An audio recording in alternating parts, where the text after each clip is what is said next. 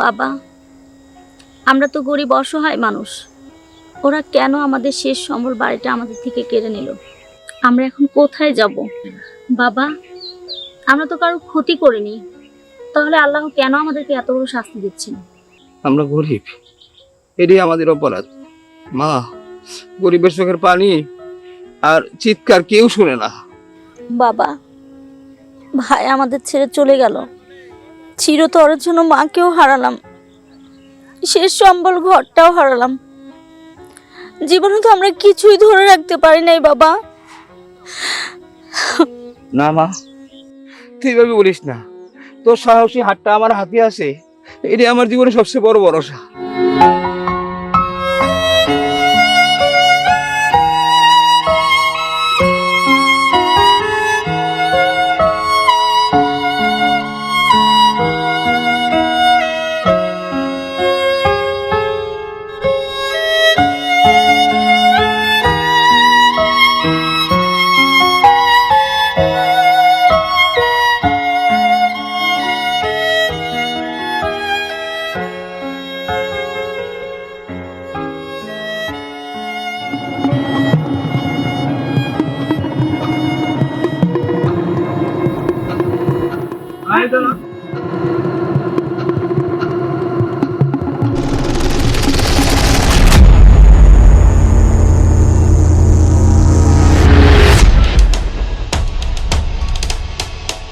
এই বুড়া, ব্যাগটা দে তাড়াতাড়ি। আই, তোর কাছে কি আছে দে, না একেবারে খুন করে ফেলবো। বাবারা, আমাদের কাছে কিছুই নেই, ছিল শুধু মাথা গোদার একটি ঘর। আজ আমাদের সেই ঘরটিও ভেঙে দিয়েছে। আমাদের কাছে আছে শুধু এই দুদিনের কাপড় আর আমার কিছু ওষুধ। চুপ, একদম চুপ। তোর মতো সবাই একই কথা বলে। টাকা দে, জীবনটা বাঁচিয়ে রাখবো, না হলে এক টিপো করে পাঠাই দেবো। টাকা নেবেন?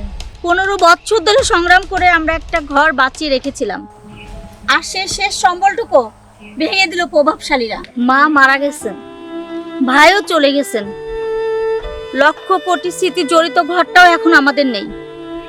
আমরা কি দেব আপনাদের? আছে শুধু আমাদের জীবন আর আমার ইজ্জত। যদি চান তাহলে নেন।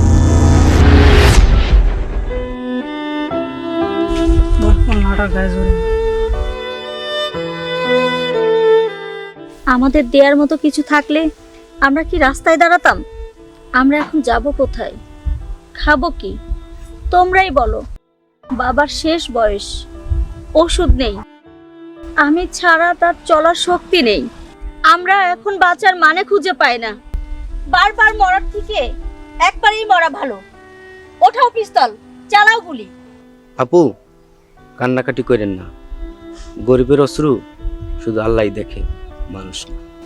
আপা, আমরাও মানুষ, আমাদেরও আপনাদের মতো আবেগ অনুভূতি আছে। আমাদেরও আপনাদের মতো ওই জল্লাদের বাচ্চারা ঘর ভেঙে দিয়েছে, তাই চলতে না পেরে রাস্তায় নেমেছি। তবে আপনার কথা শুনে মনে হলো দুনিয়ায় আমাদের থেকে আপনারা বেশি কষ্টে আছেন। এই জায়গা বেশি ভালো না, আপনার বাবাকে নিয়ে এখান থেকে চলে যান। তোমরা কেউই পশু নও, তোমরাও অনেক ভালো মনের মানুষ। কষ্টে যারা পাশে দাঁড়ায় তারাই প্রকৃত মানুষ। আসি ভাই। থাকো বাবা। অসৎ পথে আর নয়, খেলনা পিস্তলগুলো ফেল, চল এখন থেকে খেটে খাবো।